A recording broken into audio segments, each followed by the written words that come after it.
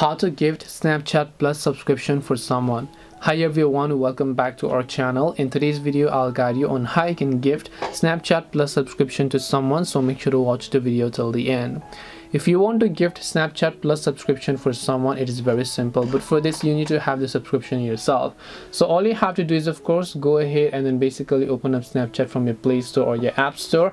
Then once you've done that, just come to this profile icon here and then just go to Snapchat Plus section. Once you come to Snapchat Plus, scroll down over here, you'll find it says gift Snapchat Plus. All you have to do is tap on it, select the person to whom you want to gift the Snapchat Plus to. You can give them a 12-month subscription for $29.99, and then you can just tap on gift Snapchat Plus option. Here you can see it says your gift will be automatically delivered after purchase, so you can tap the OK option, and then this gift will be successfully sent to that person after you basically add a credit or debit card and confirm your payment method. The other person will have to refresh the app and Snapchat Plus will get activated automatically.